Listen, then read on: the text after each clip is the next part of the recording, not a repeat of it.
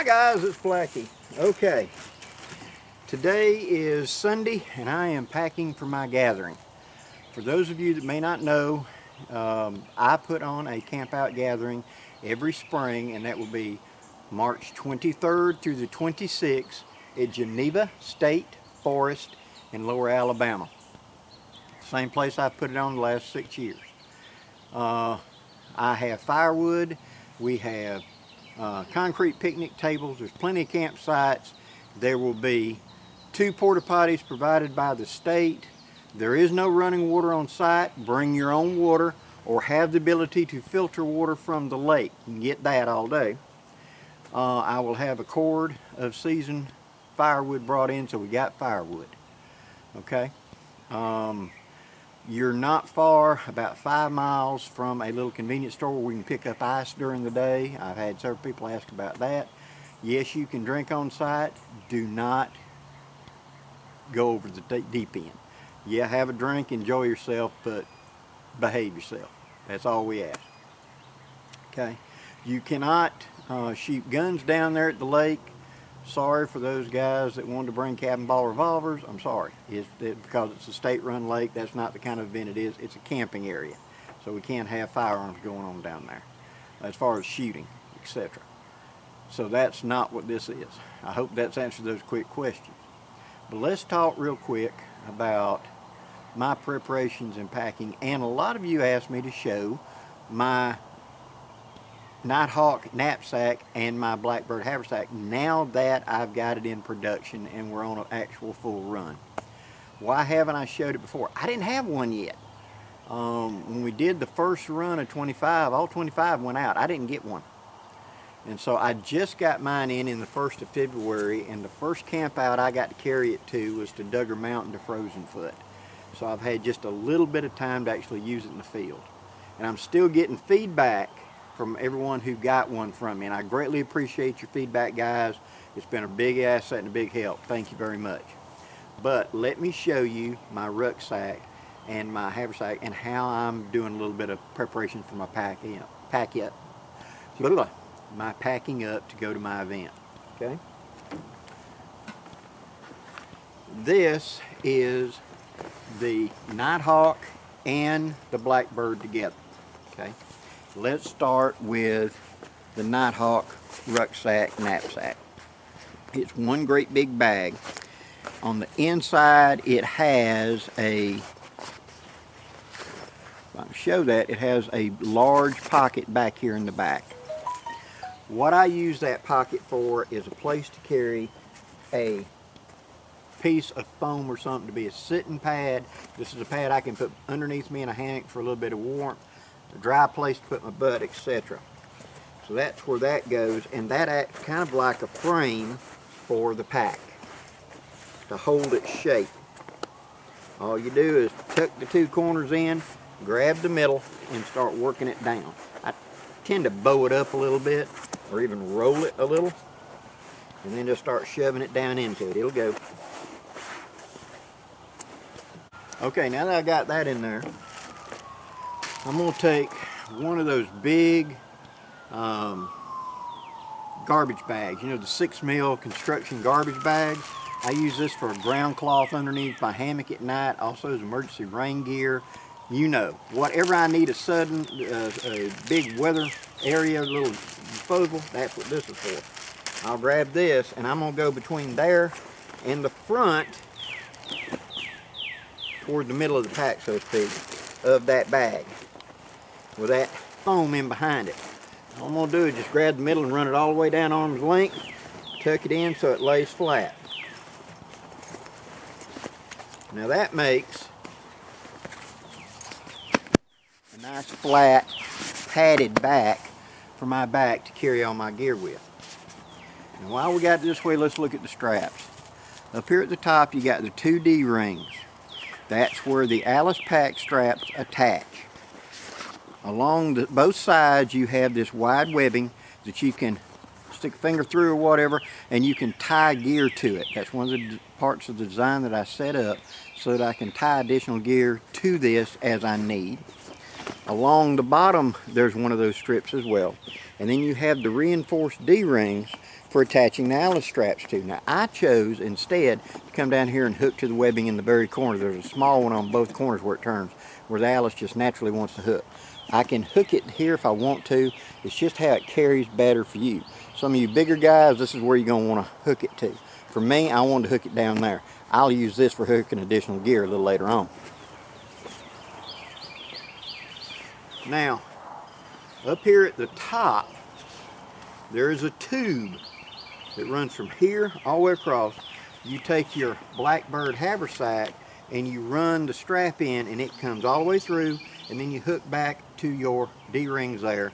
And then I take the extra, see, it comes through the loop, comes out, hooks, and then I just take the extra and coil it up onto the handle that's on the back of the Blackbird. That gives me a reinforced big grab handle to grab to pick up my whole haversack right there. And as you see, it flips over and out of the way. Now to close the Nighthawk, I have a D-ring on either side, and it does just like a dry bag. You're going to roll this down a couple of times, then you're simply going to fold over, and a little bitty carabiner works perfectly for anchoring it. That makes the bag waterproof. It'll also carry your gear nice and waterproof and dry, easy in, easy out, with no muss, no fuss. Okay? This is the bag I'm going to be using at the event. Now,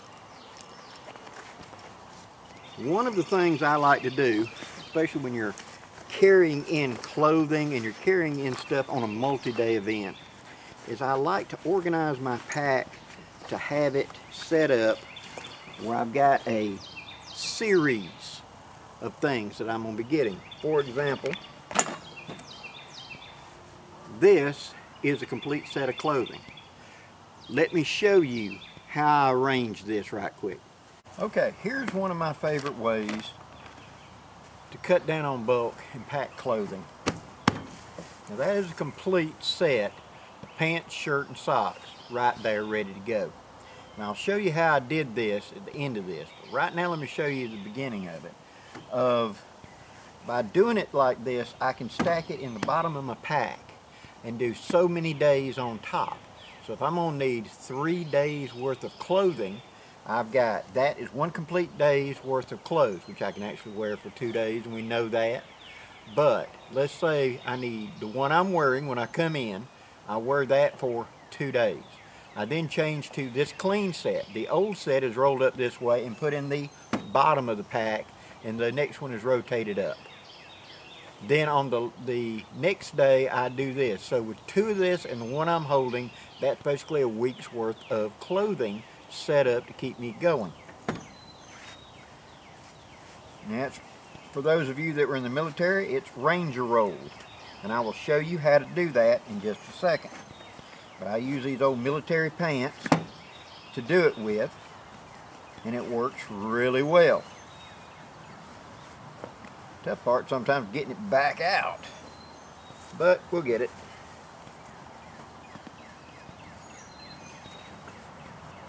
Because it wants to bind up on you sometimes, coming back over the humps.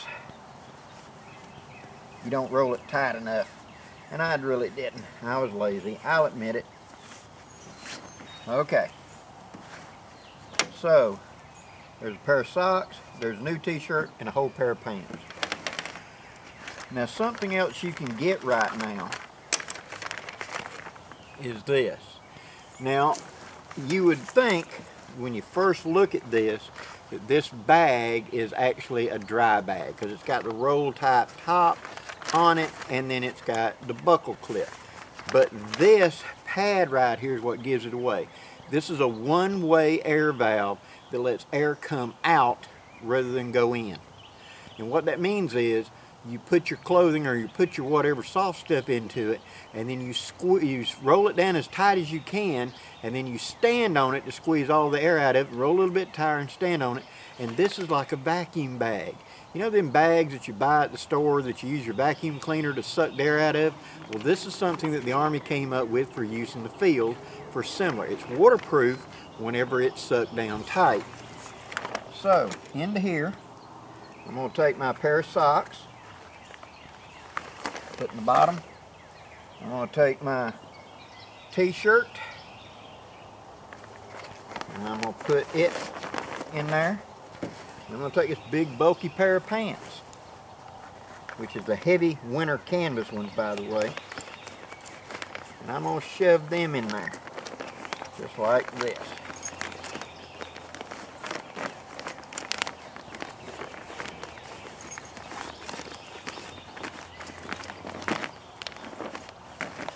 Now you can see automatically that's bulkier than what I just had it. Now ain't it? Because of the way it's been put in there. Now, twist, push, get it down there as tight as you can. It has a fill line right there. We're below that fill line. Now we're going to fold over the top, and we're going to very tightly squeeze the air out, because that one-way valve down there is letting the air out of the bag. Keep rolling, keep squeezing. You'll hear the air whooshing out. Keep rolling, keep squeezing. Now when I've got it all the way down here as far as I can push it by hand, I click it. Now, I put my body weight on it, and I squeeze out any additional air that I can get out of there.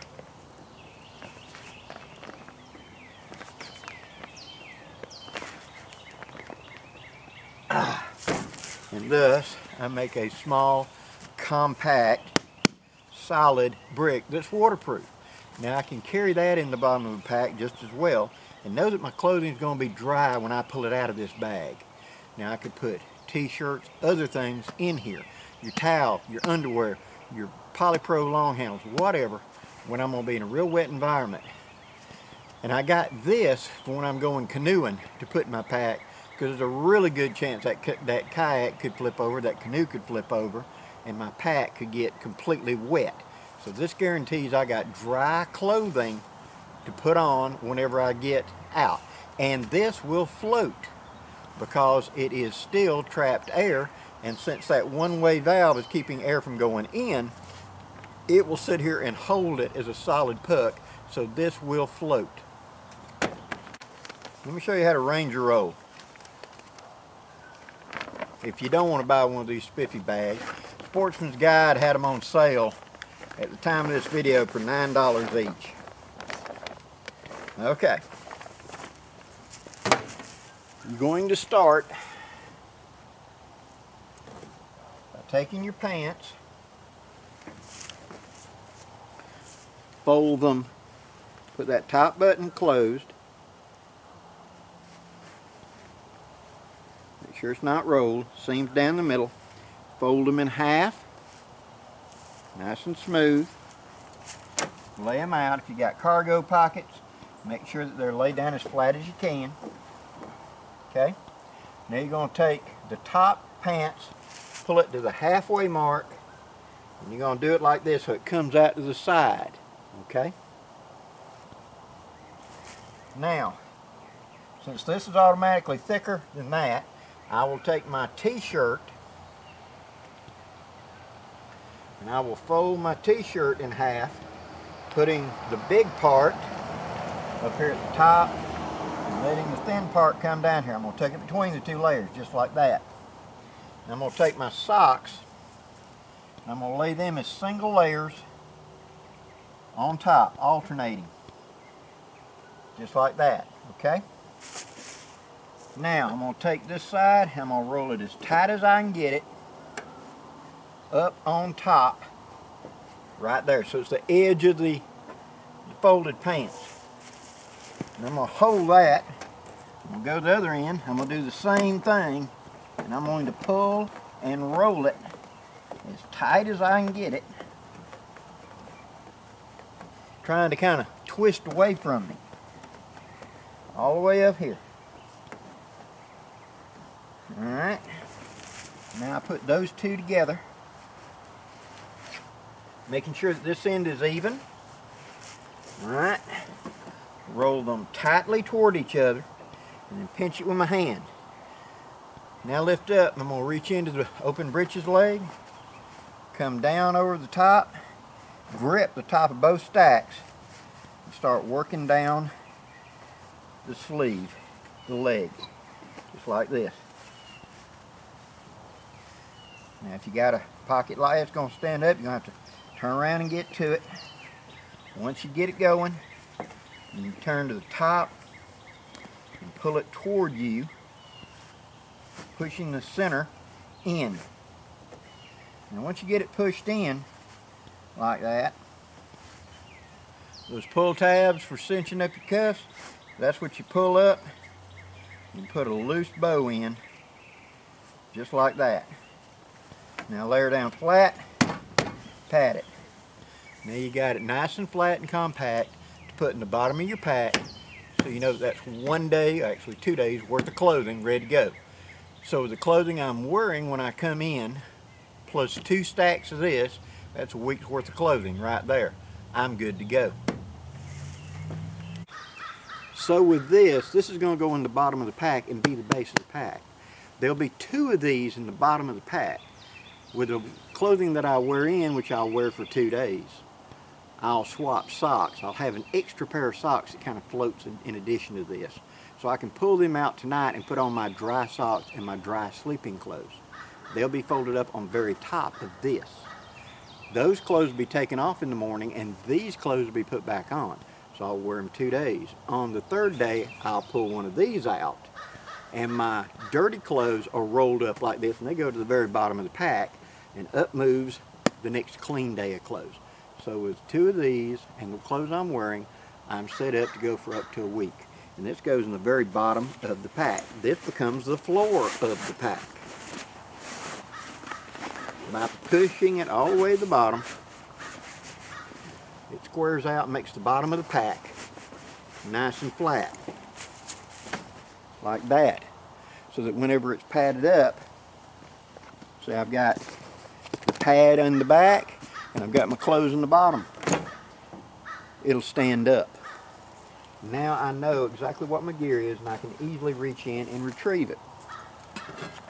Now, other bulky items, this would not be empty. It is empty right now.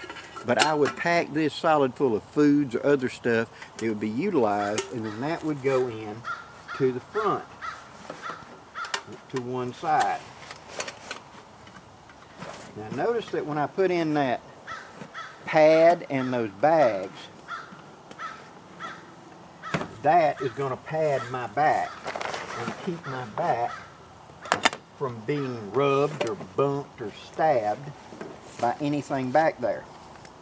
Now when I get it to where I want, of course this isn't everything I'm taking, this is for demonstration, I roll her down tight, I fold her over, and I clip it, just like that. And I take my haversack, and I throw it over the front, just like that. So there's the bottom, there's the haversack, and there's my straps ready to put it on. Quick and easy. Now, let's talk about this. One of the things about the pack that I wanted to bring up. Since it's waterproof canvas, waxed canvas, it's going to shed water. So with that roll down top, I don't have to worry about water getting into my pack, now do I? This pack will actually hold water. Now no, it will leak tiny amounts because they are sewed through those loops.